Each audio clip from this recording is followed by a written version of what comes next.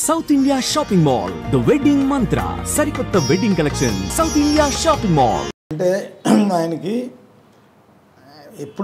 నాకు long journey 2 దశాబ్దాలతో కూడా ఆయనకి నాకు చాలా ఇష్టం. ఎందుకంటే సినిమా ఆర్టిస్ట్గా కాదు, ఒక వ్యక్తిగా ఆయన ఆశయాలు, ఆయన భావాలు, ఆయన ఇవన్నీ నాకు బాగా ఇష్టం.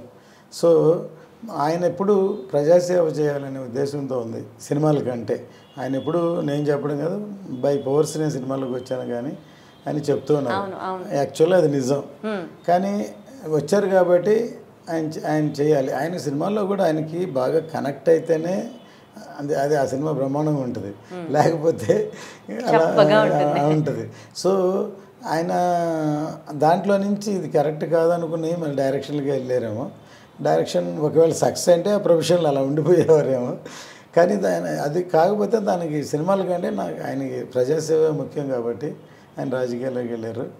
అదిగా దాన్ని మాత్రం వదలకుండా పట్టుబట్టి కష్టపడ్డారో నేను వేరే ప్రత్యక్షంగా చెప్పక్కర్లేదు. కానీ ఫైనల్గా అచీవ్ చేశారు. కానీ ఒక విధంగా ఏమంటారంటే ఎప్పుడు మేము power star Pawan Kalyan power star అరుస్తుంటారు కదా, మేము పవర్ స్టార్ నా సినిమాలో టైటిల్ వేయొద్దని అనేవాళ్ళు. సరే, ఎందుకంటే పవర్ వస్తే కూడా ఆయన మనం పవర్ స్టార్ అనిపించుకోవడం ఆయనకి పెద్ద ఇష్టం లేదనమాట. మనం ప్రూవ్ చేయాలి, ప్రజాసేవ చేయాలి తప్ప పవర్ స్టార్ అని కాదని. ఆయనకు అలా చెప్పుకుంటూ పోతే ఎన్ని లేవు సార్. పవర్ స్టార్ అన్నది ఆయనకి ఇష్టం లేకపోవచ్చు, కానీ ఇప్పుడు ప్రత్యేకంగా ఎలక్షన్స్ టైంలో పిఠాపురం ఎమ్మెల్యే గారి తాలూకా అన్నది ఎంత ట్రెండ్ అయింది సార్. ఇప్పుడు హరిహర వీరమల్లు గారి తాలూకా అని చెప్పాలి. ఇంకా పవర్ స్టార్ అన్నది ఆయన ఎలివేట్ చేయవద్దు అని అంటే. సార్ బేసికల్గా ఈ సినిమా ఇందాక మీరు అన్నట్లు ఆయన గనక ఫిక్స్ అయితే, కనెక్ట్ అయితే వేరే లెవెల్ ఉంటుంది అన్నది. ఈ సినిమాలో పవన్ కళ్యాణ్ గారి కనెక్షన్ ఎంతవరకు మీరు అబ్జర్వ్ చేశారు? నిన్న ఒక సాంగ్ రిలీజ్ అయింది, చూసి ఉంటారు. దాంట్లో కొన్ని చిన్న క్లిప్స్ ఉన్నాయి. దాన్ని చూసి ఉంటే ఆయన ఎంత కనెక్ట్ అయ్యారు, విజృంభించి అలా చేశారు, అది దాన్ని బట్టి అర్థమవుతుంది. అంటే మీ అసెస్మెంట్ సార్, మీరు ఇంకా క్లోజ్గా ట్రావెల్ చేశారు, మీరు ఇంకా దగ్గరగా చూస్తారు కాబట్టి అదే చెప్తున్నాను. అది అసలు ఒక సినిమాటిక్ ఫైట్లా లేదు, అంటే రియల్గా ప్రాణం పెట్టి చేసినట్లే కాదు. ఒక 100 మందిలో ఒకళ్ళు ఇరుక్కుంటే మనం బాలచంద్రుడో లేకపోతే అభిమన్యుడో అలా చూసాం కదా, వీర విహారం చేసినట్లు ఉంది అది యాక్చువల్గా.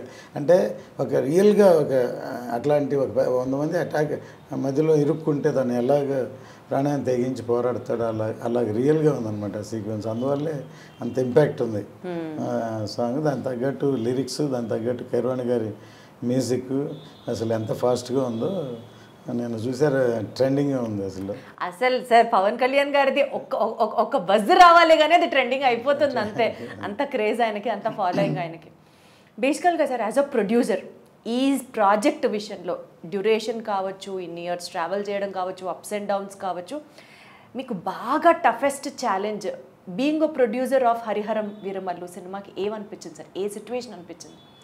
నాకు ఇద్దరు లాంగ్ జర్నీ అందరికీ తెలిసిందే. ఎందుకంటే మధ్యలో కరోనా వచ్చినప్పుడు అందరం అసలు ఇక్కడ లేవు, కనెక్షనే లేదు ఎక్కడ. మళ్ళీ సెకండ్ కరోనాప్పుడు కళ్యాణ్ గారు కూడా కరోనా వచ్చింది, ఆయన బాగా ఫేస్ చేశారు.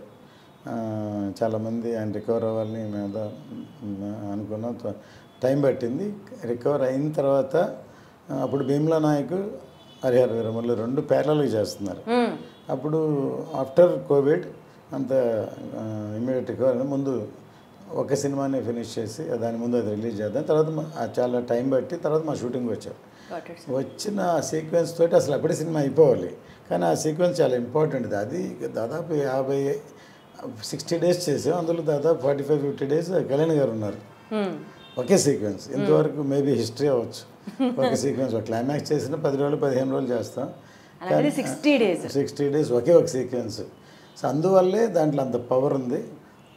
మేబీ అక్కడ రామోజీలో షూట్ చేస్తే అక్కడ ఒక హిల్ ఉంది, 4:30కి లైట్ పోద్ది, 4:30 సాయంత్రానికి 4:30కి. జనరల్గా 4:30 to 6 ఒక సాఫ్ట్ లైట్ ఉంటుంది. అప్పుడు బాగా ఫాస్ట్గా హార్ష్గా ఉన్నప్పుడు అందరూ టైర్ చేయలేరు, ఎక్కువ వర్క్ జరుగుతుంది. అలాగే అన్ని రోజుల్లో డైలీ 1.5 hours 2 hours పోతే అది 50 రోజుల్లో అదో 15 రోజులు 20 రోజులు పోయినట్టే లెక్క. అంతే అంతే. అంటే అటువంటి లొకేషన్ మేము చూస్ చేసాం, అక్కడ ఒక టాప్ హిల్లో ఉండాలని అవుట్డోర్. సో అందువల్ల బాగా టైం పట్టింది. అది ఛాలెంజింగ్ సీన్ అంటారా? ఛాలెంజింగ్ అని కాదు, దాన్ని బాగా కష్టపడి డీటెయిలింగ్గా తీయాల్సిన సీన్ అది. అది అంత కష్టపడినందుకు దాన్ని అన్ని కెమెరాలతోటి అన్ని రోజులు షూట్ చేసిన అది చూసి ఎడిట్ చేయడానికే 3 months పట్టింది. వా, ఒక్క సీన్ ఎడిట్ చేయడానికి 3 నెలలు. అన్ని కెమెరాలు ఉన్నాయి, అన్ని షాట్లు ఉన్నాయి, అంత ఉంది. దాన్ని అన్ని చూడాలి, సెలెక్ట్ చేయాలి, దాన్ని చేస్తేనే ఒక గ్రిప్ రావాలి కదా ఆ సీక్వెన్స్కి. 5 ఏళ్ళు ఎందుకు పట్టిందో ఇప్పుడు అర్థమవుతుంది సార్ మాకు. ఈ సినిమా స్టార్ట్ చేసినప్పుడు సినిమాకి దర్శకత్వం వహించింది క్రిష్ గారు. తర్వాత ఆయన తప్పుకొని మీ అబ్బాయి జ్యోతి గారు డైరెక్షన్ డిపార్ట్మెంట్ ఆయన ఓన్ చేసుకోవడం జరిగింది, ఆయన లీడ్ చేయడం జరిగింది. సరే, ఇది ఎందుకు జరిగింది అన్నది ఫస్ట్ క్వశ్చన్ అయితే, జ్యోతి గారు హ్యాండిల్ చేయడం ఇంత పెద్ద ప్రాజెక్ట్ అన్నది యాజ్ అ ప్రొడ్యూసర్గా ఇది ఒక రిస్కీ ఫేజ్ అని మీకు అనిపించిందా, అనిపించలేదా? లేదండి, ఇదన్నీ ఏమంటారంటే బై నేచర్ ఇది ఫేట్ అనమాట. ఇది మేము తను చెయ్యాలని మా అబ్బాయి అని లేకపోతే అని అనుకోలేదు. ఒక విధంగా తను ఈ కరోనా దాటి క్రిష్ గారు లాంగ్ జర్నీ చేసి వెయిటింగ్ అయ్యండి, ఆయనకి వేరే ప్రాజెక్ట్స్ ఉండి ఎవరికైనా సర్వేలు ఉంటుంది కదా, దాంతో వెళ్ళడం తను ఒక విధంగా